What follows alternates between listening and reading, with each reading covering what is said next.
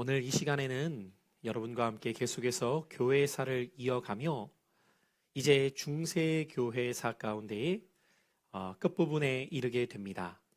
오늘 저는 여러분과 함께 중세교황, 이 교황의 타락에 대한 모습을 함께 살펴볼 때에 이 말씀을 준비하면서 어쩌면 오늘의 말씀은 여러분을 향한 말씀보다도 하나님께서 세우신 영적 지도자의 위치에 있는 저에게 향한 더 말씀이기도 하기에 조금은 무겁지만, 그리고 이 주제를 다루면서 어쩌면 정말 교회에 죄악되었던 치부의 모습, 그 모습을 들추어내야 되는 시간이기에 썩 기쁘지 않지만 그럼에도 다룰 수밖에 없는 주제이기에 오늘 이 주제를 함께 여러분과 나누며, 먼저는 제 자신에게 하나님께서 어떤 목회자가 되어야 할까에 대해 더 깊게 생각해 하시는 시간, 그리고 여러분을 향하여서는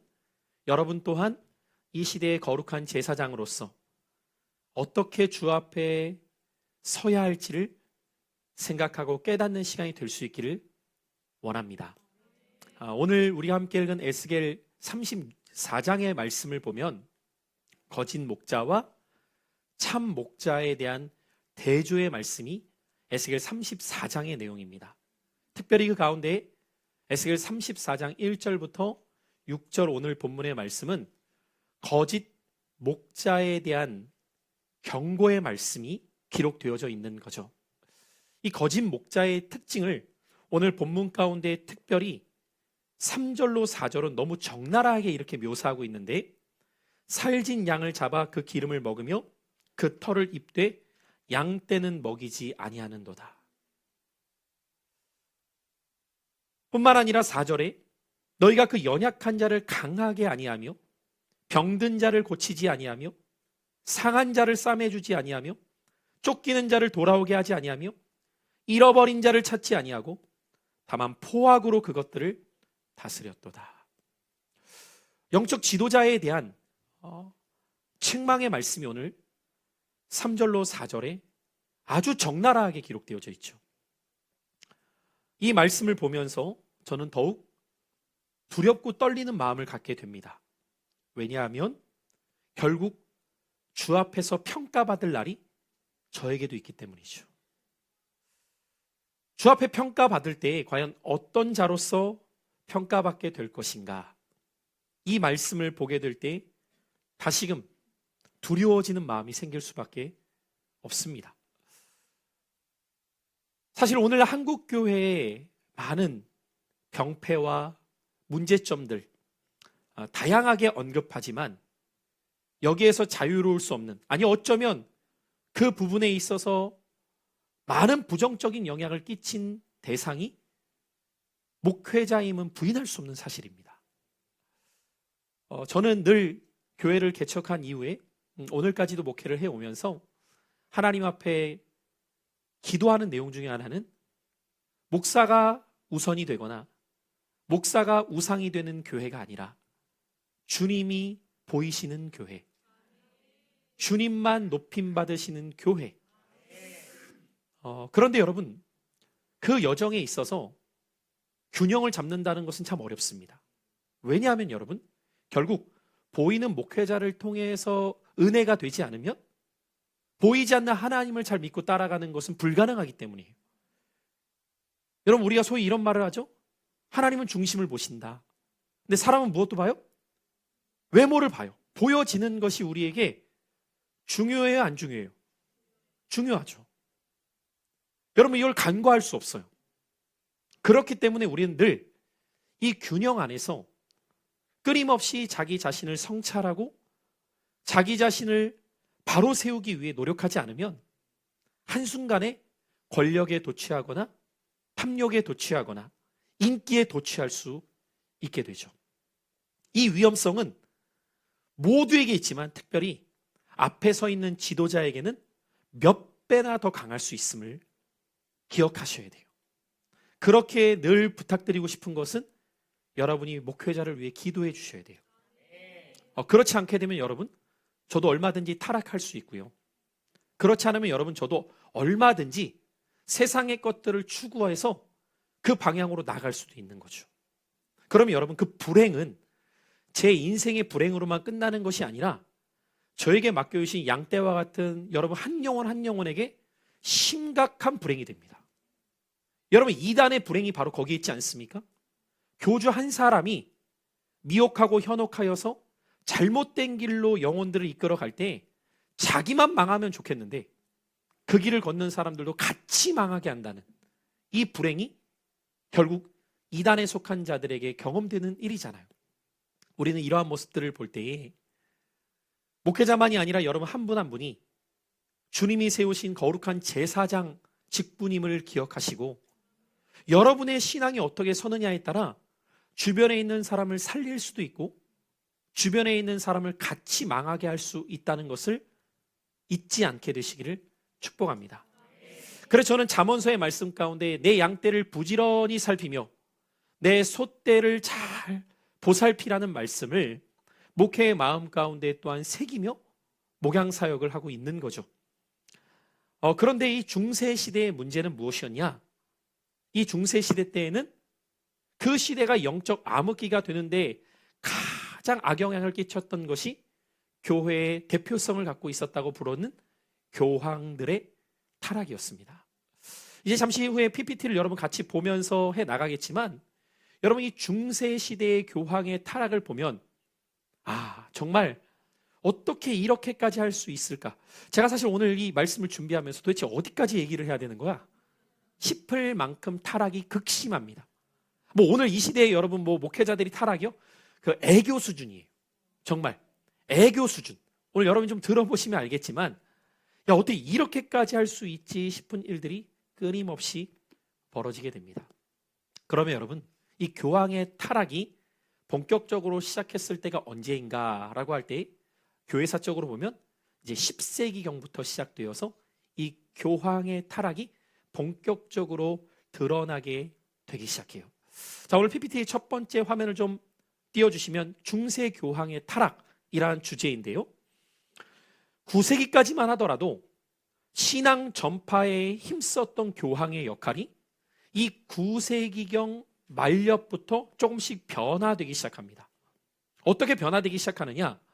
당시 기독교의 힘이 점점 강해져요. 여러분 예나 지금이나 힘이라고 하는 것은 무엇과 맞물려 있냐면 인원과 맞물려 있어요. 그렇죠 여러분. 예를 들어서 여러분 어떤 단체가 100명 모였다라는 것과 10,000명 모였다 달라요. 10,000명 모였다는 것과 10만 명 모였다 다릅니다 벌써. 그런데 초기 기독교에 박해받던 기독교가 소수였다가 중세 기독교에 이르러서 기독교가 수적으로 폭발적인 증가를 나타내게 되니까 그것은 정말 참 신앙적 부흥이라기보다는 자신들의 이익을 위해 개종했던 다양한 사람들이 들어오게 되면서 교회가 점차적으로 힘을 갖기 시작하는 거예요. 그 안에는 정치인도 있었을 거고요. 상인들도 많았고요. 다양한 사람들이 그 안에 있으면서 점차적으로 교회가 힘이 생기기 시작하니까 당시 황제도 교회를 신경 쓸 수밖에 없는 거예요. 여러분 우리나라도 마찬가지죠. 선거철이 되면 정치인들이 어디를 주로 다녀요? 시장. 그렇죠. 시장도 다녀요. 시장 또 어디 다녀요? 종교 행사. 좀 포괄적으로 말하면. 그래서 저를 대표할 때는 조계종 꼭 갑니다. 예, 천주교를 꼭 대표할 때는 명동성당 가요. 교회는 애매하니까 많이 가요. 어디 딱 대표적 교회 하나라고 딱 말할 수 없으니까 한국의 10대 교회 이렇게 이름 붙은 데 좀 규모 있잖아요. 돌아다녀요. 그러면서 예배에 참석하고 예배 드리는데 여러분 이분들이 진짜 믿음 좋아서 예배 드릴까요? 아니죠. 표심을 얻기 위해서 가는 거예요. 거길 가는 이유가. 그런 것처럼 당시 황제도 앞장서서 기독교를 정치적, 재정적 지원을 하기 시작해요. 그러면서 교회가 가지고 있는 힘이 더 커지게 되고 귀족들도 재산을 교회에 기부하기 시작하면서 교회의 재정도 급성장하기 시작하는 일들이 나타나게 된 거죠. 이제 이렇게 흘러가게 되다가 9세기에 5대 교황이었던 다음 PPT를 보시면 니콜라오 1세라는 사람이 교황직에 오르게 되었을 때 그는 이렇게까지 말합니다. 자, 한번 글씨 보니까 읽어볼까요? 시작. 교황의 권위가 모든 교회와 국가 위에 있다. 모든 교회와에서 끝나는 게 아니라 어디까지 가요? 국가까지 가는 거예요. 그러니까 국가보다 교황의 권위가 더 높다는 말은 황제도 누구 말 들어야 된다? 교황인 내 말 들어야 된다. 이렇게 되는 거예요. 여러분, 이쯤 되면 교황의 권력은 나는 새를 떨어뜨릴 수 있다는 권력이 되는 겁니다. 그러니까 이 중세 시대 때가 되면 교황의 이 막강한 권력, 상상을 초월하는 권력이 교황의 손에 쥐어지게 되는 거죠. 여러분, 우리가 언제나 그렇듯이 변질이라고 하는 것은 갑자기가 아니죠. 처음에는 항상 순수한 동기로 시작되었던 일들이 시간이 지나가고 세월이 바뀌면서 변질되는 게 문제예요. 제가 지난주에도 저희 막내 이모님 댁이 동대문이라서 형님이 나오셔서 좀 인사를 갔는데 너무 마음 아픈 이야기를 들었어요. 그 섬기시는 교회가 동대문에 있는 어떤 큰 교회에서 분란이 일어나게 되면서 20 몇 년 전에 쪼개져서 나온 교회예요. 쪼개져서 나온 교회인데 그 교회를 세울 때에 권사님들 몇몇 분들이 모여가지고 헌금을 한 거예요. 교회를 세우기 위해서. 참 여기까지는 참 귀한 일이죠. 그러니까 꽤 큰 돈을 헌금한 거예요, 여러분. 서울의 교회를, 자가 건물 교회를 세우기 위해서는 뭐 몇 푼으로 되는 게 아니잖아요. 아무리 20 몇 년 전이어도 꽤 목돈. 제가 볼 때는 뭐 액수는 물어보지 않았지만 기본 한 사람이 몇 억씩은 한 겁니다. 여러분, 여기까지 너무 귀한 일이죠. 그런데 그 교회가 그래도 한때 한 150명까지 모였는데 지금 한 30여 명밖에 안 남은 거예요. 왜 그런지 제가 물어봤어요. 이모, 왜 그렇게 많이 교인들이 줄었어요? 그랬더니 뭐 그 중에 하나가 이제 코로나가 직격탄이 되기도 했지만 그 몇몇 권사님들 때문이라는 거예요. 그 헌금했던 몇몇 권사님들. 그분들이 벌써 20몇 년이 지났는데 지금 다 7, 80대예요. 근데 몇 분은 돌아가셨고 몇 분은 지금도 계시는데 그 남은 분들이 지금도 어떤 이야기를 하냐면 내가 이 교회를 지었는데 얼마 헌금한지 알아? 지금까지 그러고 있는 겁니다. 여기에서 그치는 게 아니라 이제 이런 거예요. 교회에서 점심 식사를 하잖아요. 그럼 이 권사님이 먹고 있다 이렇게 얘기하는 거예요. 오늘 식사는 어느 기관이야? 고기를 왜 이렇게 질긴 걸 넣었어? 여러분, 누가 먼저 시험 들겠어요? 그날 식사 당번한 분들은 바로 시험 들지 않겠습니까? 제가 하나의 예만 들어도 지금 어떤 분위기인지 알겠죠? 이분들 때문에 상처받고 떠난 분들이 한두 분이 아니라는 거예요. 근데 목사님마저도 부임돼서 오신 분이라서 뭐라고 못하는 거예요. 이걸. 그래서 저는 그랬어요. 저면 둘 중에 하나다. 그 사람이 나가든지 내가 나가든지. 그러니까 그 목사님이 온갖 질병이 다 있는 거예요. 이 스트레스가 그 교회에서 18년 계셨대요. 18년. 여러분 생각해 보세요. 20 몇 년 됐는데 17년, 18년 그 교회에서 목회하면서 이게 지금 하나의 예시를 들었는데 그러면서 저희 이모님이 그 교회에 정말 굳은 일을 다 하시는데 이렇게까지 말씀하시는 거예요. 진짜 이렇게 말하면 안 되는데 빨리 주님이 데려갔으면 좋겠다는 생각이 많이 든다고. 여러분 어떻겠어요? 뭐 교회가 뭐 이게 교회예요? 사실? 제가 볼 땐 교회가 아니라 권사회예요. 그러지 않아요, 여러분? 이게 무슨 교회예요?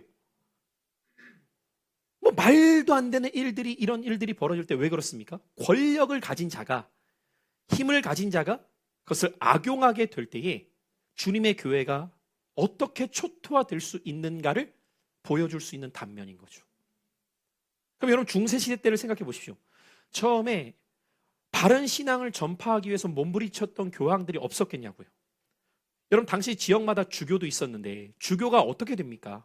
모든 사람들에게 추천을 받고 인정받는 사람이 세워지는 사람이 주교이고 그 주교들에게 인정받아서 세워지는 사람이 교황인데 아무나 세우겠냐고요, 여러분. 그렇지 않겠죠. 그런데 변질이 돼가기 시작하니까 어떻게 되느냐? 이제 나랑 가까운 사람을 매수하기 시작하는 거예요. 그리고 그 사람에게 다음 교황권을 넘기는 물밑 작업을 시작하는 사람들이 나오는 거죠. 마치 여러분 보세요. 예전에 전두환 씨가 뭐 대통령이라고 해야 될지 모르겠어요. 전두환 씨가 자기의 치부를 덮기 위해서 그 다음 정권을 누구한테 넘기려고 물밑 작업해요? 노태우. 넘기기 위해서 물밑 작업 잘 하잖아요. 여긴 좀 세대가 잘 모르니까 뭐 잘 모르실 수도 있겠지만 모든 물밑 작업을 권력욕을 놓치고 싶지 않은 사람은 다 그 밑에서 하는 거죠. 자, 그럼 도대체 이 교황에게 가진 권력이 이 9세기에서 10세기경으로 왔을 때는 어느 정도 권력들이 주어지느냐? 크게 세 가지 측면에서 우리가 생각해 볼 수 있는데, 첫 번째로는 교황에게 주어진 권력 중에 하나가 무엇이냐면 왕을 공식적으로 인정할 수 있는 임명권입니다. 여러분, 이쯤 되면 어느 정도인지 대충 느껴지시죠? 당시 유럽 사회에는 어마어마한 다양한 영토들이 있겠죠. 지금도 마찬가지지만. 자, 다음 사진 한번 보시겠습니까? 교황이 왕으로 임명했던 나라의 영토입니다. 뭐 여기 멀어서 잘 보이지 않지만 제가 나라만 읽어볼게요. 오늘날 스웨덴, 덴마크, 아일랜드, 잉글랜드, 프랑스, 폴란드, 헝가리, 포르투갈, 카스티아, 나폴리 다 교황이 임명한 나라입니다. 이 나라의 왕들을 누가 임명한다고요? 교황이 임명해요. 그럼 여러분, 유럽이 누구의 수중에 있는 거예요? 교황의 수중에 있는 거예요. 그럼 끝난 거예요, 여러분. 게임 셋 이미. 그 중심부에 있는 교황청, 약간 로마라고 써 있는 빨간 부분이 살짝 보이시겠지만 이 지역을 교황에게 임명을 받는 거예요. 그러면 여러분, 왜 왕들은 이 교황에게 임명받기를 원했을까요? 교황은 누구에게 직통으로 섬기는 사람이라고 생각을 하고 있을까요? 하나님. 그러니까 신의 대리자야. 근데 신의 대리자가 나를 인정했어. 그럼 뭐가 되는 거예요? 나도 신이 인정한 왕이야라는 명분이 생기는 거라고요, 여러분. 항상 정치는 명분이에요, 여러분.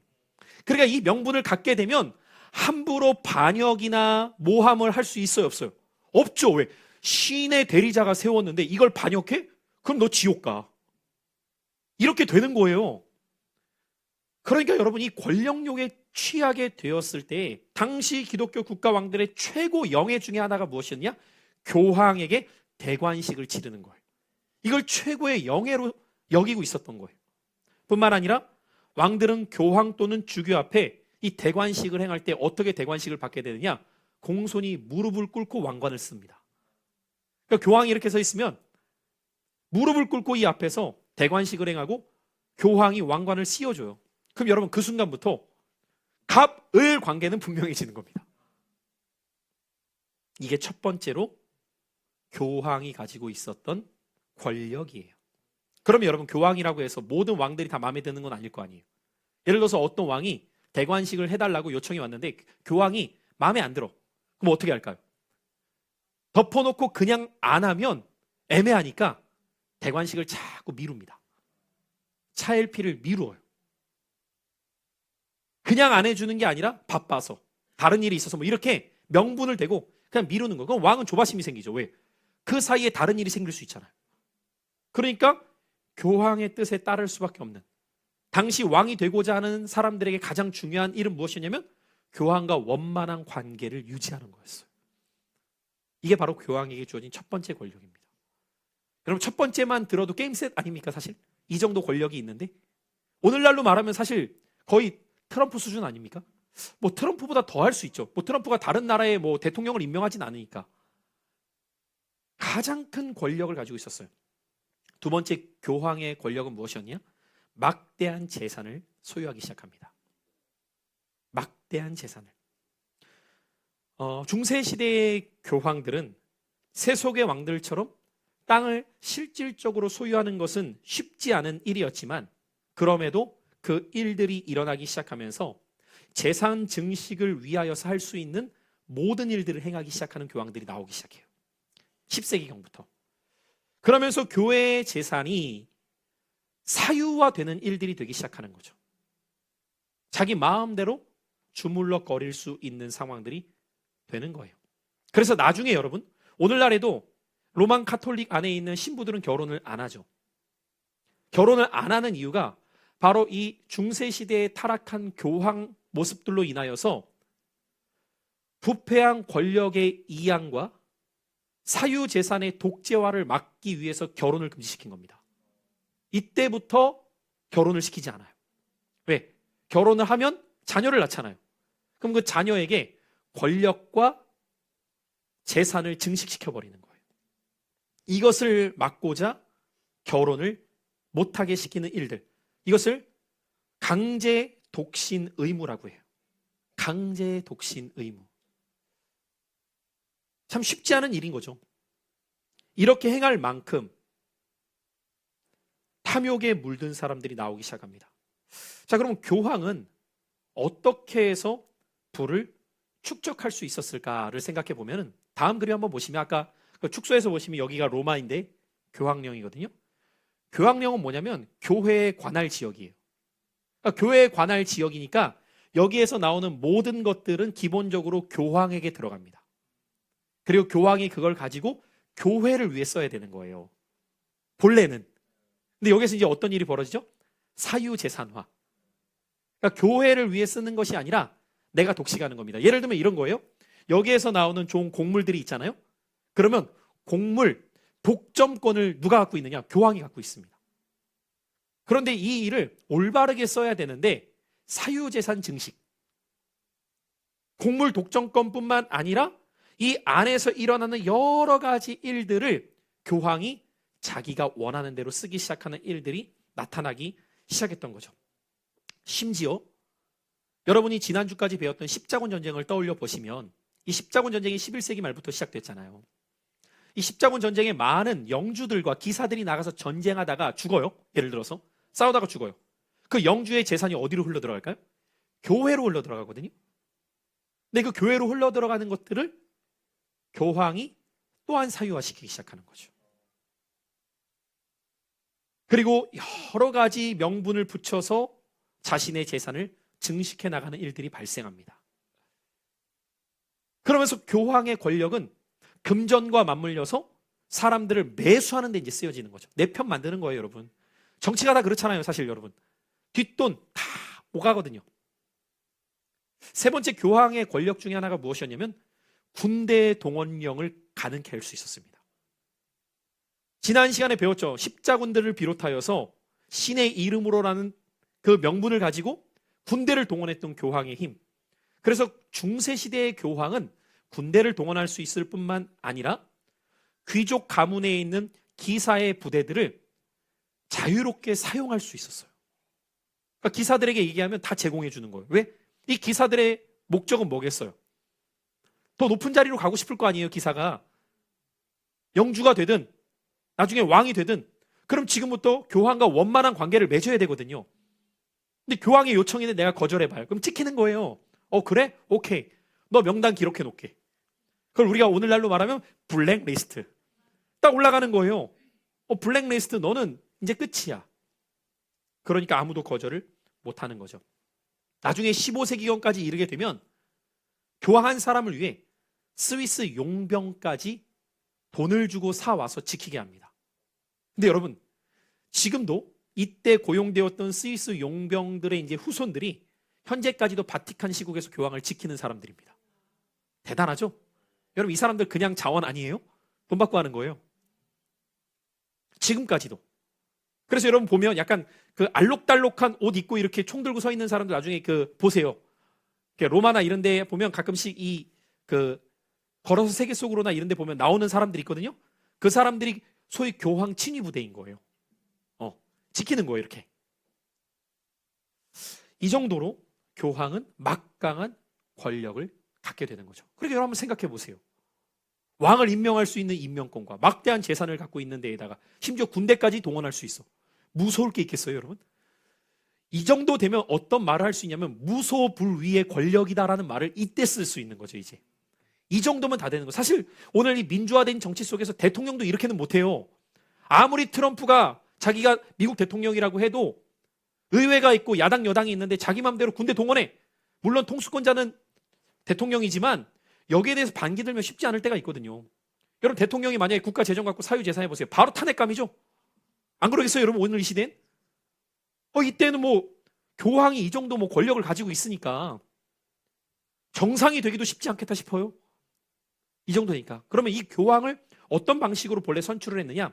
11세기 초까지는 어떤 후보가 결정되면은 신도와 성직자들이 함께 모여서 그 일들을 이루어 갔는데 시간이 점차적으로 지나가면서 이 신도와 성직자들을 뽑다 보니까 어떤 문제가 발생하게 되냐면 이 신도와 성직자들 안에서 뽑으니까 자꾸 매수가 되는 일들도 생기는 것 같고 문제가 발생하니까 이제는 리더십 그룹 안에서만 교황을 뽑자라고 해서 그 리더십 그룹이 되는 우리나라에도 한때 존경받았던 김수환 추기경이 있었죠.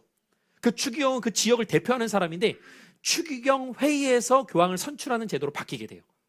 그래서 이 추기경들이 모여서 교황을 선출하는 것을 콘클라베라고 해요. 지금도 여러분 이 제도가 그대로 이어집니다. 콘클라베. 이 콘클라베라는 뜻이 무엇이냐면 열쇠로 잠근 방이라는 뜻이에요. 그러니까 이 방에 들어간 다음 지금도 여러분 교황을 그렇게 선출해요. 어떻게 되냐면 이 콘클라베 방으로 들어가면 각 나라에서 온 추기경들이 다 모입니다. 그리고 이 안에서 어떤 회의가 있는지 어떤 대화가 오가는지 아무도 들을 수 없습니다. 그들끼리 그 안에서 다 행한 다음에 그러면 교황이 선출된 거를 어떻게 알릴 것 같아요? 어떤 방법으로 알리게 되냐면 뭐 나팔을 부거나 이렇게 하는 게 아니라 멀리 있는 사람도 볼 수 있도록 굴뚝에 연기를 피웁니다. 그럼 연기가 올라가잖아요. 그럼 새로운 교황이 선출됐구나를 사람들이 아는 거예요. 그래서 지금도 여러분 교황 선출이 똑같이 이 콘클라베 형식으로 진행이 되고 그 로마 여기 있는 데에서 모여있던 사람들이 이 교황을 선출할 때 콘클라베가 열리잖아요. 지켜봐요. 밖에서 기다리고 있어요. 그래서 이제 연기가 피어오르면 막 환호를 하고 막 박수치고 기뻐하는 지금도 이 방식으로 교황을 선출한다는 거죠. 그러면 여러분 이렇게 선출되는 교황의 권력은 이때부터 어마어마한 권력을 행사할 수 있게 되는 거죠. 근데 언제나 그렇듯 영원한 권력은 없죠. 항상 오를 때가 있으면 꺾일 때가 있는 것처럼 이토록 막강했던 교황의 권위가 뒤바뀌게 되는 사건이 벌어질 수밖에 없는 거죠. 왜냐 여러분? 교황과 원만한 관계가 있지만 늘 마음의 불편함을 갖고 있는 사람이 누구겠어요? 왕이겠죠. 여러분 그러지 않게 내가 왕인데 내가 언제까지 저 사람의 말을 들어야 되냐라는 사실 이게 정치라는 게 그래요. 나한테 유익이 될 때나 내 편, 네 편 하는 거지. 그러지 않으면 오늘의 아군이 내일의 적이 될 수 있는 게 정치잖아요.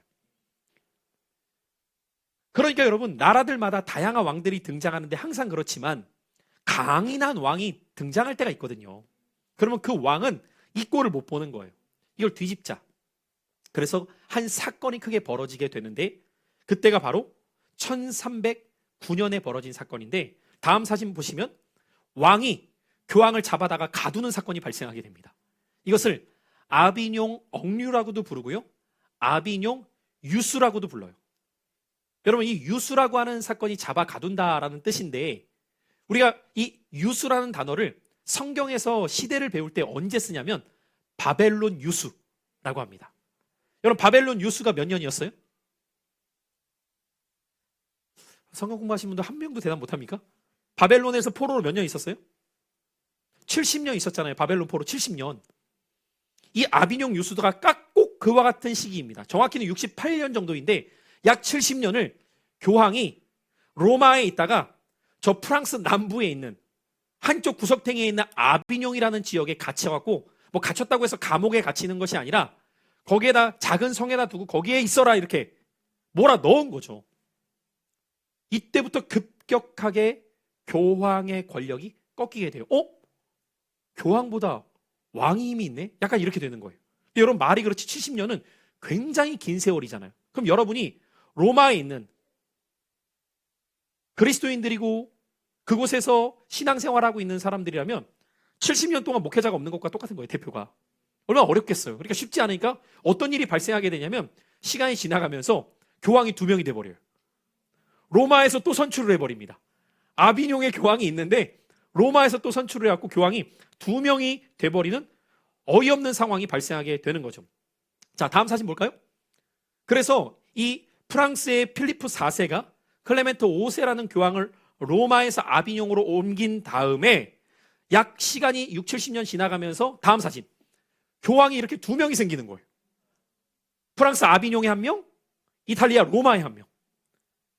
그러다가 이제 2명이 되니까 여러분 당시 권력에 도취되어 있었던 많은 어떻게 보면은 뭐 추기경이라고 할까요? 이런 사람들 중에 나는 왜 안 되는 거야? 이런 사람 안 나오겠어요? 그러니까 나중에 3명까지 됩니다. 교황이 또 다른 지역에 또 등장해요. 뭐 1명이 2명 되는 거나 2명이 3명 되는 거나. 여러분 이쯤 되면 뭐라고 말하냐면 교회가 개판됐다고 말하는 겁니다.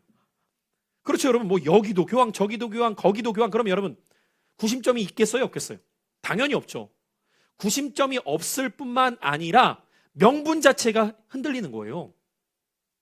이쯤 되니까 교회가 계속해서 흔들리게 되면서 1409년에는 심지어 3명의 교황까지 등장하게 되고 이 시기 가운데 교회는 대분열의 시기를 겪게 됩니다. 그래서 다음 사진 보면은 서방교회의 대분열이 1378년부터 1417년까지 벌어지게 되는 거죠. 이때가 14세기에서 15세기로 넘어가는 시기인데 이 시기와 맞물려서 유럽에는 대재앙이 닥치게 됩니다. 혹시 14세기에 유럽에 닥친 대재앙이 뭔지 아시나요? 맞습니다. 패스트, 흑사병입니다. 여러분, 이 흑사병이 얼마나 끔찍한 대재앙이었냐면 오늘날 코로나19와는 비교할 수 없어요. 이때 유럽 인구가 약 2억 명이었거든요. 2억 명? 2억 명이 아니죠. 이때 이 흑사병으로 죽었던 사람이 약 2억 명이에요. 여러분 생각해 보세요. 2억 명이 죽었다? 인도 인구, 중국 인구 합치는 건가요? 중국은 훨씬 많죠? 네. 인도가 2억 정도 되지 않나요? 훨씬 많나요? 제가 정확히 모르겠는데 아무튼 어마어마한 사람이 죽은 거예요. 말도 안 되는 수가 죽은 거예요. 그래서 여러분 우리나라가 5천만이라고 해도 우리나라 4개가 날아간 거죠. 이런 인구가 죽을 만큼 그럼 여러분이 만약에 유럽에 살고 있는 사람이에요. 무슨 생각이 들까요? 오늘 자고 일어났는데 어저께까지 나랑 대화했던 애가 죽었어 오늘. 이걸 날마다 겪는다고 생각을 해보세요. 우리 가족이 죽었어. 여러분이라면 무슨 생각이 들겠어요? 아무 생각이 안 들어요? 한 명씩 죽어나가 볼까요? 무슨 생각이 들겠냐고요? 네. 다음은 나는 언제 죽을까라는 극심한 두려움에 사로잡히지 않겠어요, 여러분?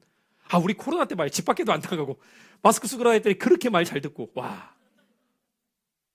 교회도 모이지 말라니까 막 걸릴까봐 모이지 못하고 막. 이게 불과 몇 년 전이었는데 이런 수준이 아니라 다 죽어나가. 여러분 여기에서 공포심이 극심해지기 시작하는 거예요. 근데 여러분 중세시대는 신중심 사회니까 이 사람들은 무슨 생각을 하겠어요? 신이 분노했구나. 당연히 연결시키죠. 신이 분노하셨구나. 근데 여기에서 이들의 딜레마는 뭐예요? 신이 분노했는데 교회는 역할을 감당할 게 아무것도 없어. 교회는 몫을 감당하지 못하는 거예요. 그럼 여기에서 오는 딜레마가 뭘까요? 신앙이 도대체 우리에게 무슨 의미인가가 보존될 수밖에 없지 않겠어요, 여러분? 여러분 우리가 교회사나 신학을 공부해 보잖아요. 교회사나 신학의 이야기를 들을 때는 절대로 시대를 간과하면 안 돼요. 그러니까 무슨 말이냐면 그걸 그냥 오늘 이 시대에 바로 적용해서도 안 되고 그 시대에 왜 그랬다 욕할 수도 없는 이유는 실존의 문제가 반드시 맞물려 있다는 걸 우리는 기억해야 돼요.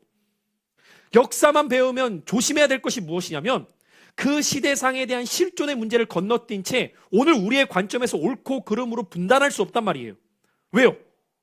그 시대에 살아보지 않은 입장에서 내가 그 상황에 속할 때 나는 과연 다를 수 있을까? 전혀 다른 문제라니까요. 여러분, 오늘날 여러분이 자본주의 시대 속에서 이렇게 살아가고 있는 상황 속에 신앙생활하는 것 50년 전에 사람들이 보면 통탄을 노리실 때가 너무 많을걸요? 그게 무슨 신앙이냐고. 여러분 이렇게 말할 분들 많을 거예요. 예전 어른들 보면. 그러니까 우리는 항상 그 시대 속에서 내가 어떻게 복음의 본질을 붙들어야 될까라는 몸부림이 있지 않으면 나도 모르게 시대에 함몰되는 거예요. 수많은 사람들이 죽어나가고 교황과 교회는 아무런 능력이 없는 것 같고 이런 갈등 속에서 교회의 권위는 더 떨어져요. 그럴 수밖에 없죠, 여러분. 지금 보십시오, 여러분. 왜 우리가 이런 교회사가 중요하냐면 이 교회사를 통해 오늘 이 시대를 우리는 진단하고 교회가 어떤 답을 세상에 줄 수 있어야 되느냐를 고민해야 돼요. 여러분, 그냥 무조건 한 사람을 교회에 데려오는 게 중요한 게 아니고 그에게 도대체 복음이 어떤 실존적 문제의 해답이 될 수 있는가가 우리 안에 해답을 줄 수 없으면 우리는 입 바른 소리와 그럴듯한 도덕 교훈으로 끝나는 공동체로 전락할 수 있다니까요. 그게 아니라 교회가 정말 그에게 소망이 될 수 있는지 그의 인생의 해답이 될 수 있는지를 항상 시대와 맞물려서 우리는 답을 줄 수 있어야 되는 고민이 필요하거든요. 물론 명료한 답을 말씀드리는 건 아니에요. 어떻게 상황 따라 다 명료한 답을 줍니까? 그러나 여기에서 여러분 우리의 가치가 어디에 있어야 되느냐 고민해야 된다는 거죠. 제가 얼마 전에 어떤 영상을 보다 참 마음이 아팠던 게 왜 오늘 이 시대의 사람들이 특별히 젊은이들이 이단에 쏠리는가 주제였어요.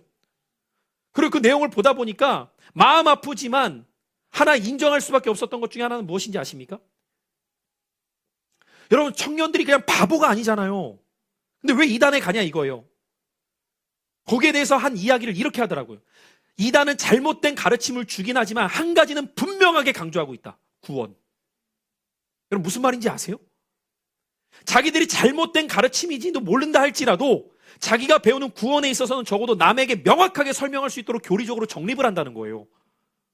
근데 기독교 공동체 안에 있는 신앙생활하는 분들 가운데 구원에 대해 설명해 오시오. 1분도 제대로 설명 못하는 경우가 많죠. 정리가 안 되는 거예요. 정리가. 그 신앙 안에서. 그래 내가 어떻게 신앙한다는 것이 생활로 연결되어서 물론 그들은 막연한 종말에 대한 두려움을 심어줘요. 그래서 오늘 주님 오시면 너 어떻게 할 건데? 이걸 막연한 두려움으로 심어주게 되니까 너 학교 다니는 게 의미가 있겠어? 이렇게 가는 거죠 이제. 그럼 뭐예요? 바로 휴학하죠. 오늘 주님 오는데 지금 졸업장이 필요해요? 아니잖아요. 또 자다가 깨서 이 말만 들으면 오해해요? 지금 제가 말하고 있는 걸 또 자다 깨가지고 그럼 사업도 필요 없네. 뭐 다 필요 없네. 염세주의로 갈까요? 그게 아니라고요. 내가 할 일은 최선을 다하더라도 이 신앙의 현재성과 미래성에 대한 연결을 놓치게 되면 현세주의로 빠질 때 제일 큰 문제가 뭔지 아세요 여러분? 현세주의 신앙은 먹고 마시고 살아가는 고민밖에 안 해요. 여러분 가운데 그렇게 살아가는 분들이 없다고 어떻게 얘기합니까? 먹고 살아가는 고민만 가득 차 있어. 근데 그러다 주님 오시면 어떻게 할 거냐고요. 정말 예를 들면 정말 주님 오시면 여러분 자신 있냐고요. 그렇다고 제가 그러면 아무것도 하지 말라는 거예요? 그럼 내세적인 것만 강조하는 게 또 건강하냐? 아니라니까요. 내세적인 것만 또 지향하게 되면 현재를 등한시한다니까요. 그러니까 살리만 하고 기도원만 가서 기도하는 거야. 이건 건강하지 않아요 여러분. 우리는 항상 현세와 내세에 대한 긴장관계 속에 살아가야 됩니다. 이것을 신학적 용어로 뭐라고 얘기하냐? 이미와 아직의 긴장감이라는 거예요. 이미 구원받았지만 아직 완성되지 않았을 때 언제 완성될지 모르니까 우리는 늘 깨어서 내 삶의 모티베이션이 하나님의 영광을 위해 살아가되 나에게 주어진 소명의식을 부르신 자리에서 성실하게 행한다. 그러나 목적의식을 놓치지 않는다. 하나님의 영광을 위하여. 근데 오늘 오전의 말씀처럼 말은 그렇게 하는데 하나님의 뜻과 무관하게 살고 있다면 그 사람은 무신론에 가까운 실천적 무신론자인 거예요. 그게 20세기의 신학의 화두였어요. 실천적 무신론자. 교회 안에 불신자가 많다는 거예요. 여러분 왜 이 이야기가 나왔을까요? 그때가 1, 2차 세계대전이에요. 근데 신앙이 전혀 작동되지 않는 거야. 그러니까 교회 안에 실천적 무신론자. 그 가운데 기치를 들고 일어섰던 분이 본회포 목사님 아닙니까? 선한 능력으로. 그러니까 여러분 이런 시대적 상황들을 우리가 배우다 보면 무엇을 알아야 되느냐? 시대를 알기 위함이 아니라 오늘을 어떻게 살아낼 것인가와 연결시키지 않으면 지식과 삶이 따로 노는 거예요. 이게 제일 불행한 거죠. 머리는 커졌는데 적용이 안 돼. 학교에서 수학은 열심히 배웠는데 살아가면서 전혀 적용을 못한다. 무슨 의미예요 사실. 오늘 여러분의 신앙 가운데에서 그러면 이런 교회사 가운데 교황의 권위를 우리가 보며 교회가 전혀 그 기능을 하지 못했을 때 나타난 문제들이 무엇인지를 볼 수 있어야겠죠. 그래서 당시 로만 카톨릭도 긴장하게 되죠. 그래서 그들 안에 회의를 엽니다. 다음 사진 보면 그것이 바로 콘스탄츠 공의회예요. 약 4년 동안 진행된 회의를 4년 해요. 와, 회의를 4년. 여러분 질리지 않아요? 저는 회의 긴 게 제일 싫어요. 회의를 4년 한대. 와, 대단한 것 같아요. 근데 이 정도 고민을 하면서 교회 갱생을 원했지만 쉽지 않습니다. 그래서 제일 먼저 이들이 한 게 뭐냐면 3명의 교환을 다 탄핵시킵니다. 다 폐위시켜요. 그리고 1명을 새로 선출해요. 다음 그림. 그 새로 선출된 사람이 마르티노 오세라는 사람. 막 번쩍번쩍하죠? 머리도 번쩍거리고. 제가 이 사진을 우리 아이한테 보냈더니 머리가 왜 저래요 그러더라고요. 막 번쩍번쩍해요. 마르티노 오세라는 사람을 선출해가지고 1인 체제로 교회를 다시 갱생하고자 했지만 이미 꺾인 교회의 흐름이 쉽게 회복되지 않습니다. 그래서 여러분 교회의 영적 흐름이 정말 중요해요. 여러분 개개인의 신앙의 영적 흐름도 정말 중요해요. 여러분 세우기는 어려운데요. 꺾이기는 쉽거든요. 근데 한번 꺾이면 다시 세우는데 진짜 힘들어요. 제가 왜 여러분에게 있어서 예배의 자리와 신앙의 자세를 세워나가는데 몸부림치시라고 말하는지 아십니까? 한번 꺾이면 다시 세워지는 게 잘 안 돼요. 내가 마음 먹으면 열심히 낼 수 있겠지. 해보십시오. 꺾이면 그게 내 맘대로 안 돼요. 열심히 내고 싶은데 열심히 안 돼. 뜨거워지고 싶은데 안 뜨거워. 누가 제일 괴로운지 아세요? 본인이에요. 그러면서 뜨겁게 하는 사람들을 보면은 부러워져요. 나도 저랬었는데 왜 이제 나는 안 될까? 근래에도 저희 교회 아닌 청년들이 원아트에 여러 예배를 오면서 감사하게 교제하는 일들이 있을 때 이 지체들이 저한테 한 번씩 피드백하는 것 중에 그런 이야기예요. 목사님, 여기 왔을 때 제가 뜨거웠던 때가 다시 생각난다고. 그리고 다시 그렇게 되고 싶은 마음이 일어난다고. 여러분, 감사한 거죠. 그 마음은. 그래서 여러분, 숯불에 들어가야 되는 거예요. 각계로 불 붙이려고 하는 게 쉽지 않다고요. 은혜의 자리에서 함께 불 붙는 그 공동체를 세워나가는 것이 여러분 쉽지 않다고요. 저는 바라기는 우리 교회가 영적인 이름이 계속해서 은혜에 불 붙는 교회가 될 수 있기를 바라요. 꺾이는 거 한순간이지만 다시 세우는 건 5년이 10년이 걸릴지 모르는 거예요. 그만큼 중요한 거죠. 그래서 이것을 알게 된 영적 지도자와 리더들은 민감해져야 되는 거예요.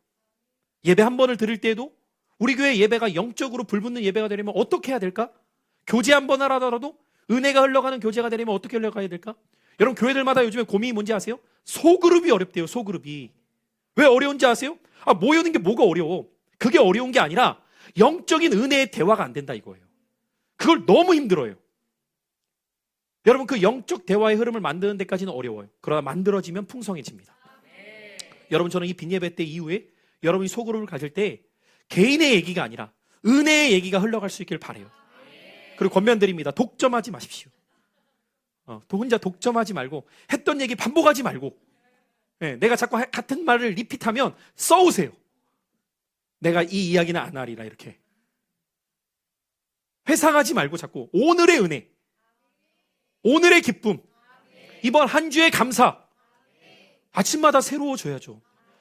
새로운 예배는 매주 드리면서 안 새로워. 얼마나 안타까워요. 이름과 삶이 벌써 그 사람은 모순이야. 그래서 여러분, 우리가 이런 영적인 권위 앞에서 어떻게 회복해야 될까? 그런데 안타까운 것은 이 마르티노 5세를 비롯하여 이후에 등장하는 교황들은 교회를 갱생하려면 여러분 무엇으로 갱생해야 돼요? 하나님의 말씀으로 올바른 영적 갱생이 일어나야 되잖아요. 그것이 올바른 회복이잖아요. 근데 이 교황들의 문제는 뭐냐? 영적 권위를 바로 세웠던 것이 아니라 세속적인 방법으로 권위를 세우려고 방향을 잘못 잡아요. 세속적인 방법으로. 그게 무엇이었느냐? 정치력과 권력이었어요.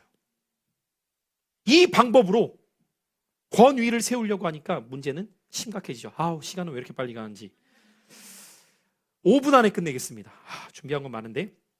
자, 그냥 쭉쭉쭉 짧게만 가볼게요. 212대 교황 누가 등장하는지 한번 사진 봅시다. 식스투스 4세입니다. 이 교황을 여러분 기억하실 때에는 어떤 부분을 기억하시면 좋냐면 내 권위를 위해, 권력을 위해서 가족을 활용한 교황. 그러니까 어떤 일을 하냐면 자기 주변에 믿을 만한 가족을 다 배치하고 자녀가 없잖아요. 공식제로 하면 교황은 결혼 안 했으니까. 그러니까 어떻게 가느냐? 모든 조카들을 다 불러다가 추기경으로 다 삼습니다. 모든 조카들을 다 불러다가 왜? 내 편 만들겠다 이거예요.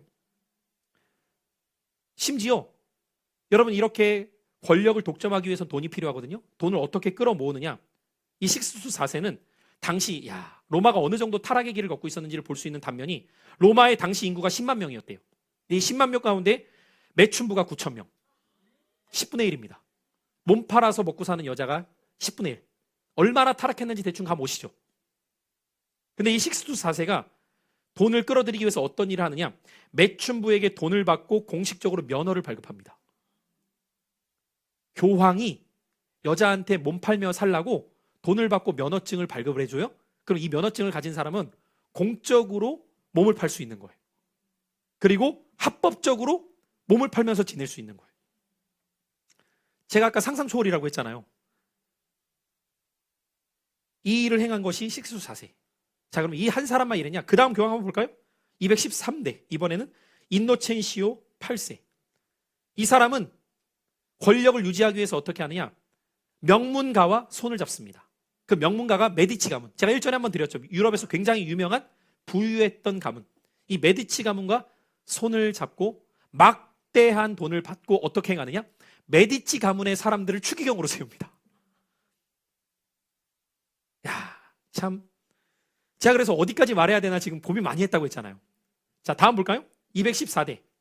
한술 더 떠서 이 알렉산데르 6세인데 이 사람에 대한 별명이 뭔지 아세요? 탐욕의 끝판왕. 그럼 여러분 이미 와닿죠? 탐욕의 끝판왕. 어느 정도로 이 사람은 행하느냐? 제가 이 사람 거는 그냥 많이 말씀 못 드릴 것 같아요. 말하면서 제 입이 너무 부끄러워서.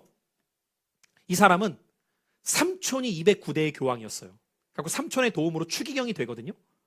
추기경이 된 다음 이 사람은 뭐의 혈안이 되느냐? 돈의 혈안이 됩니다. 25세의 나이에 추기경이 돼요. 젊은 나이죠.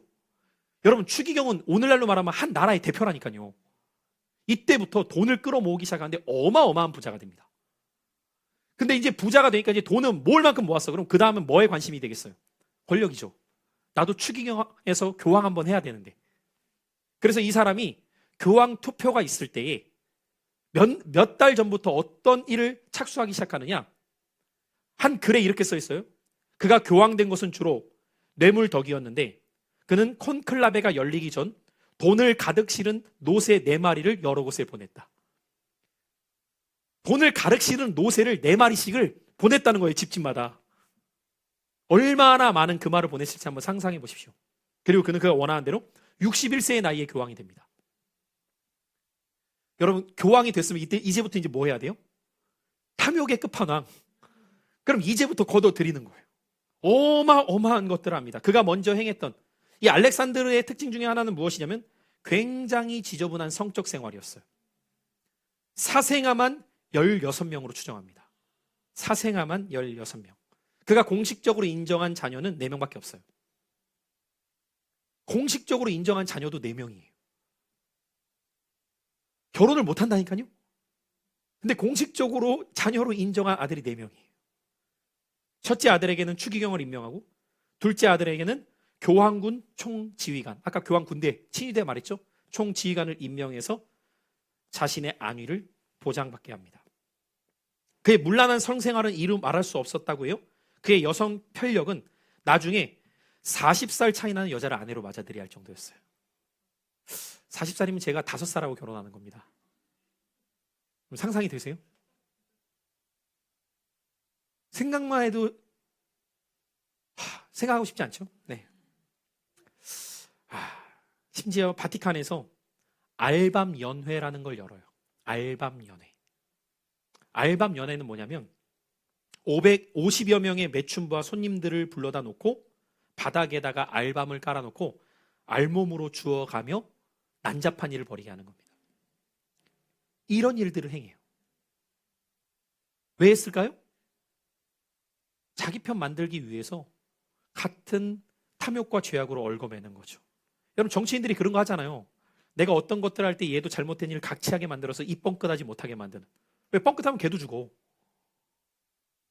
이런 난잡한 일을 벌이면서 여러 가지 죄악을 범하다가 허무하게 말라리아로 죽습니다. 전 죽었다고 말하고 싶지 않아요. 잘 뒤진 거예요, 이건. 그렇게 권력으로 평생 할 것 같았던 말라리아로 그냥 뒤져요. 잘 뒤진 거예요, 이건. 근데 끝이 안 나요. 215대 교황은 재위 26일 만에 죽고요. 216대 교황은 율리오 2세인데 사진 한번 볼까요? 이 율리오 2세는 전쟁에 능한 왕이었대요. 그래서 아예 이름을 개명해요. 여러분, 율리오 하면 누가 떠오르세요? 율리오스 카이사로 떠오르지 않으세요? 로마의 장군으로 유명했던 사람. 그 사람의 이름을 본딴 거예요. 교황인데 싸움을 겁나 잘합니다. 그래서 막 전쟁 나가서, 그래서 사실 역사적으로 보면 굉장히 유능했던 왕으로 평가도 받기는 하는데, 그가 행했던 일 중에 하나는 무엇이었냐면 이제 전쟁에서 많은 업적을 기리고 자기의 공헌을 남기고 싶어서 그가 시행했던 일이 바로 성 베드로 성당의 건축을 지시합니다. 이때 지시하는 거예요. 성 베드로 성당. 이때 완공이 안 돼요. 자기는 그걸 지시하고 시작하면서 죽게 되는 거죠. 그리고 마지막, 이제 아까 탐욕의 끝판왕이 등장했다면 레오 10세는 어떤 별명이 있느냐? 사치의 끝판왕. 레오 10세는 부유했던 삶을 살아왔는데 그가 교황이 된다 어느 정도로 사치를 부렸다라고 글에 남겨 있냐면 밥 먹는 접시가 다 금입니다. 다 금이에요. 근데 항상 처음 쓰는 금으로 만든 그릇을 갖고 오게 해요. 그리고 먹잖아요? 그럼 그 금그릇 씻으면 되잖아요. 금이잖아. 그 금그릇을 창밖으로 던져버립니다. 이 정도로 사치의 끝판왕이었다고 말을 합니다. 혹시 그런 생각하세요? 그 밑에 내가 있었어야 되는데 뭐 이러고. 지금 주제는 그게 아닙니다, 여러분. 정신 똑바로 차리시고. 사치의 끝판왕. 여러분, 그 사람이 어느 정도로 사치를 했냐면 자기가 교황이 되었을 때 자기의 능력을 보여주고 싶다고 해서 이태리에 있는 로마 안에 있는 모든 분수의 물을 막습니다. 그리고 자기가 이제 그 길거리를 딱 지나가잖아요. 그럼 그때 터져 나오는데 뭐가 터져 나오냐? 포도주가 터져 나와요. 모든 분수에서. 대관식을 할 때, 교황 대관식을 할 때 지나갈 때마다 모든 분수에서 포도주가. 야, 장난 아니죠. 여러분, 예를 들어서 여러분이 호수공원 가는데 포도주 나와봐요. 이게 뭐 한두 군데도 아니고 어마어마한 거예요. 그래서 당시 어떤 글이 있냐면 그 교황청에 있는 국고의 3분의 1이 즉위식 할 때 썼대요. 그 많은 재산 중에 3분의 1을 한날에 쓴 거야. 어마어마한 거예요. 끝없는 사치로 교황청의 재정은 비어갑니다. 그러니까 이제 채워야죠. 또 써야 되니까. 어떻게 할까요? 추기경 임명하는 거죠. 이제 돈 받고 추기경을 임명해서 또 돈을 받고. 레오 10세가 당시 매매할 수 있었던 관직이 정리되어 있는데 몇 개냐? 2150개를 그 관직을 줄 수 있었대요. 할 때마다 받을 수 있는 거예요. 심지어 성직 판매 수익권이 1년에 얼마냐? 980억. 매년 980억을 받으면서 성직을 판매하는 거예요. 장난 아니죠. 그런데 돈이 늘 부족했대요. 어떻게 써대든지 끝이 없는 거예요. 여기 이 성베드로 성당이 몇 년 동안 건축된지 아세요? 120년입니다. 어마어마하죠. 이 성베드로 성당을 건축할 때 들여진 비용을 오늘날로 환산해 보니까 얼마가 들어갔냐? 40조. 약 40조예요. 그러니까 감당이 안 되는 거예요. 사치를 부리는데 이 성당을 어떻게 지어요? 여러분이 알만한 그 유명한 미술가들이 이때 다 나오는 거 아니에요? 그거 지으면서 뭐 미켈란젤로, 레오나르도 다빈치 다 여기서 나오는 거잖아요. 라파엘로 이런 사람들이 여기 다 참여하고 하는 거거든요. 어마어마하게. 그러자 해도 자기가 할 수 있는 방법을 다 해도 모아지는 게 시원찮으니까 이제 여기에서 악수를 두게 되는 거예요. 자, 여러분 이 레오 10세가 언제 재위하고 있는가를 잘 보세요. 안 보이시겠지만 1513년에서 1521년입니다. 다시요. 1513년에서 1521년. 이 사이에 아주 중요한 사건이 벌어져요. 뭘까요?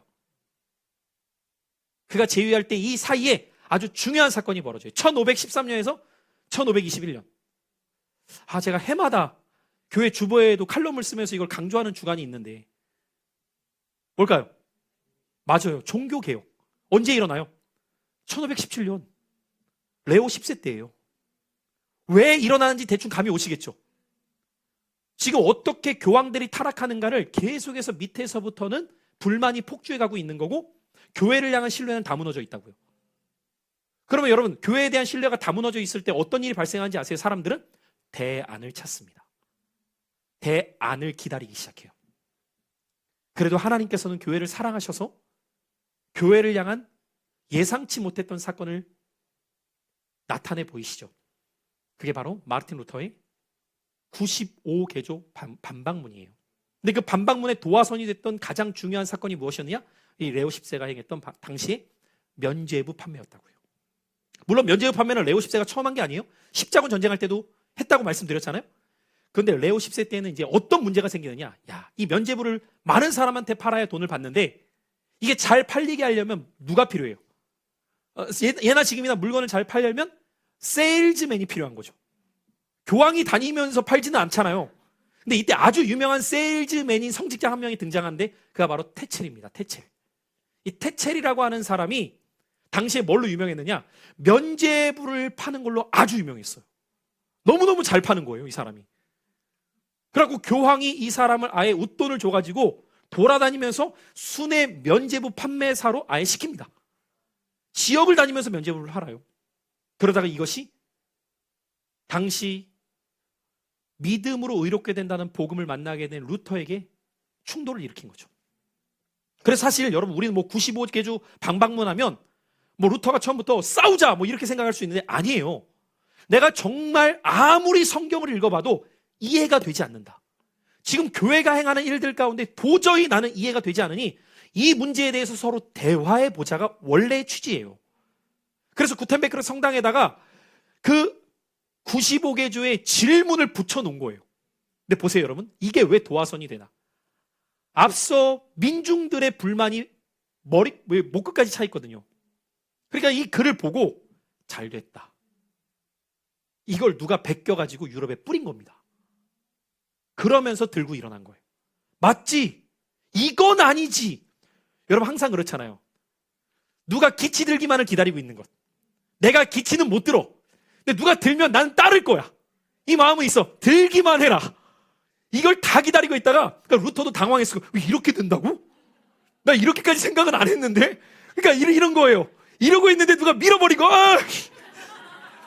약간 이 느낌. 자기가 이야 이게 아니라 이건 아니오 밀지마 밀죠. 자기가 제일 앞에 있는 거야. 이제 앞에 나섰지 손은 들었지 계속 가야 돼. 여기서 저 아니었는데요 이렇게 이럴 수 없어. 왜? 내가 쓴 건 분명하니까. 그래가지고 여러분 루터 죽이려고 해가지고 당시 루터를 도우려고 했던 사람이 루터를 성에 숨겨줘요. 숨어서 여러분 루터가 거의 2년 동안 못 나와요. 잡히면 죽으니까. 여러분 그 2년 동안 뭐 한지 아세요? 그러니까 성령의 역사가 얼마나 대단한 거 보세요. 이때 하나님께서 어떻게 일하시느냐? 구텐베르크가 이제 인쇄술을 발달하죠. 이때 발명한 거예요. 독일어로 성경을 번역합니다. 2년 동안 숨어서. 이게 번역이 되는 거예요. 당시 라틴어로 기록되어서 일반인들을 읽을 수 없었던 루터가 생각한 거죠. 붙잡혀서 보니까 왜 사람들이 이렇게 무지몽매할까? 말씀을 모르기 때문이구나. 그래서 숨어서 자기 국민들이 읽을 수 있도록 독일어로 다 번역을 해요. 그리고 이걸 찍어냅니다. 필사하지 않아도 인쇄술이 발달해갖고 찍어낼 수 있어요. 이게 그냥 날개 돋듯 팔리기 시작하면서 여기에서 프로테스탄트, 저항하는 사람들이 나오는 거예요. 얘기하고 싶은 건 너무 많지만 시간이 많이 가서 다음 주에 이어가도록 하고요. 자, 결론을 지어보겠습니다. 우리는 교황의 타락만 보면 안 됩니다. 타락을 통해 하나님은 어떻게 갱생을 준비하셨는가지도 생각을 하셔야 돼요. 그래서 항상 어둠이 짙을수록 새벽은 밝아옵니다. 여러분, 한국 교회가 어두워요. 솔직히 어둡습니다. 제가 얼마 전에도 한 기사를 보고 참 마음 아팠어요. 어느 한 교회가 개척을 하잖아요. 그러면 한국 교회를 100교회로 축약을 해서 개척교회를 삼으면 100교회가 개척하면 통계를 보니까 1년 안에 문 닫는 교회가 20교회입니다. 100개 교회를 개척했어요. 1년 안에 문 닫는 교회 20교회. 3년 안에 문 닫는 교회가 40교회입니다. 40교회. 그리고 5년을 넘지 못하는 교회가 90교회입니다. 100개를 개척하면. 그만큼 쉽지 않습니다, 지금. 이게 현 주소예요. 뿐만 아니라 한국 교회는 지금 윗세대는 그 신앙을 지켜갈 수 있어요. 제가 볼 때에는. 제가 말하는 윗세대는 그래도 60대 이상 되시는 분들은 남이 뭐라고 하든 교회를 욕하건 비방을 하건 내 자리 지켜요. 그래도 그런 분들 많아요. 아직도. 근데 문제는 뭐냐? 3040 세대는 다릅니다. 이 세대는요, 복음이 나에게 부끄러워지게 되는 순간 거리를 두기 시작해요. 그리고 자기가 그리스도인임을 드러내지 않습니다. 그리고 그 시간이 길어지잖아요. 이제는 자신마저도 교회에서 멀어지기 시작해요. 그럼 여러분 보세요. 그 자녀 세대는 말할 필요가 없는 거죠. 무너져요. 제가 지금 곳곳을 집회도 다니고 모임도 가보고 정말 아까도 어떤 분이 물어서 잠깐 어저께 대답은 해줬지만 제가 지금 학교 출강하잖아요. 여러분 정말 기도 많이 해주셔야 됩니다. 심각합니다. 정말 심각해요. 여러분 정말 기도를 좀 많이 해주셨으면 좋겠어요. 제가 이번 학기 한 110명의 아이들을 맡고 있거든요. 이게 분명히 신학부 교양 필수예요. 근데 교회를 안 다니는 애들이 많아요. 참 심각한 상황입니다. 그럼 여러분, 늘 말씀드리지만 신학이 건강해야 신앙이 잘 흘러갈 수 있거든요. 그 말은 어떤 의미냐면 향후 한국교회 10년 후, 20년 후에는 지도자의 부재라는 거예요. 이 말의 의미를 아시겠어요, 여러분? 여러분이 신앙생활 잘 하느냐 못하느냐도 있지만 여러분이 신앙생활 잘 하려면 뭐가 필요한지 아세요? 바른 말씀과 복음을 들어야 돼요. 그래야 내 영이 살잖아요. 제가 어제도 저희 교회 청년이 아닌 청년이 교회를 놓고 고민하고 있길래 딱 한마디 했어요. 좋으냐 싫으냐로 너가 구분 지을 게 아니라 네 가슴이 뛰는 말씀이 들려오는가를 귀 기울여라.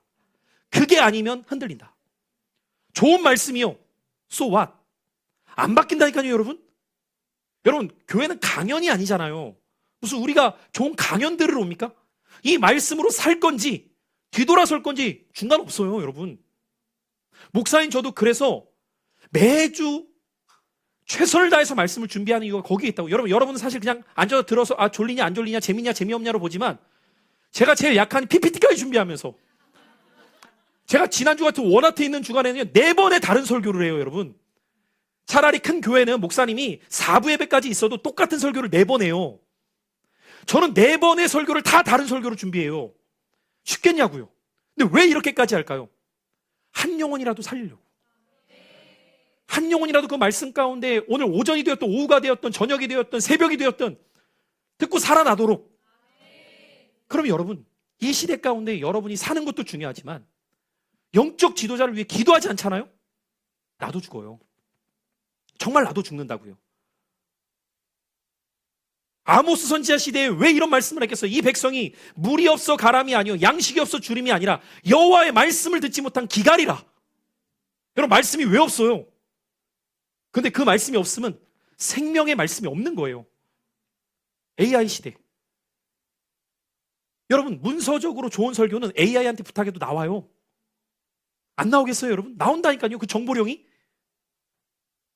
그러나 생명의 말씀을 전하는 목회자의 통로를 통해서 증거되어지는 파토스의 마음이 없으면, 하나님의 마음이 느껴지지 않으면 그 설교는 윤리 도덕으로 끝난다고요. 이렇게 해라, 이렇게 하지 말아라. 누가 몰라요, 여러분? 안 되니까 괴로운 거죠.